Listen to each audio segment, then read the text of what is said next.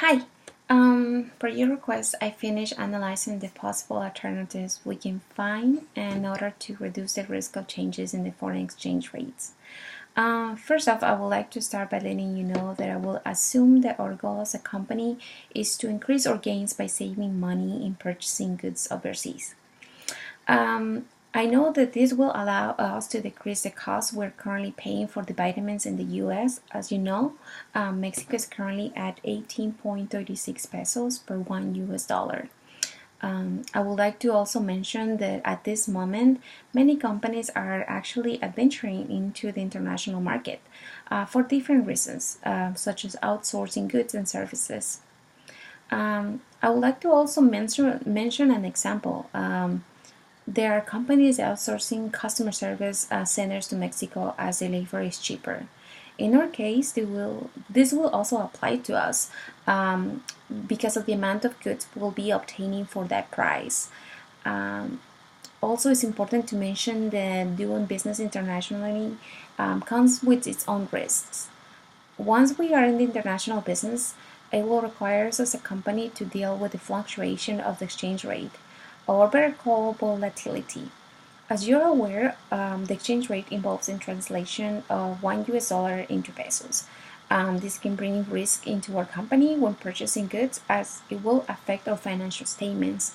My only concern with that is that I know that the board will take our numbers into consideration when making decisions, and that's very concerning if we don't have the best numbers, right? So I've also gone through the Security Exchange Commission website, the Financial Accounting Standard Board's codings, the codifications.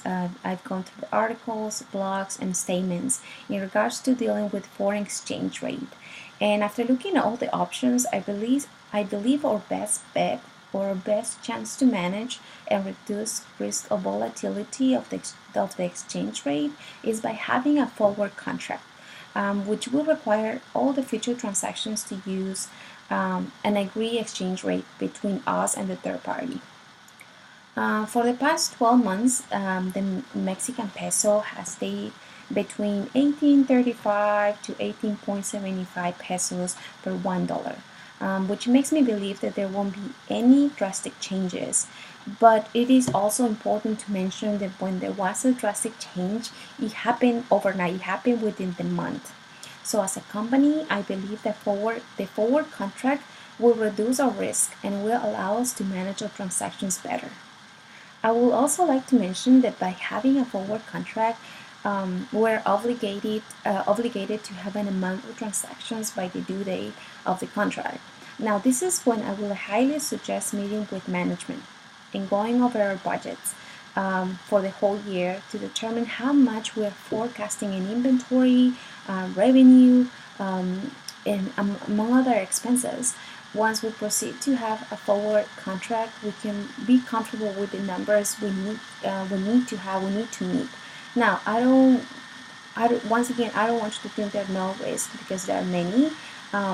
And one of the, I think, biggest risk of having a forward contract is not being able to utilize a good exchange rate, so in our own benefit, right? So but I believe that once we have a steady and agreeable exchange rate, we're gonna be comfortable using the same exchange rate for all transactions. Um, also, there are alternatives such as the forward option.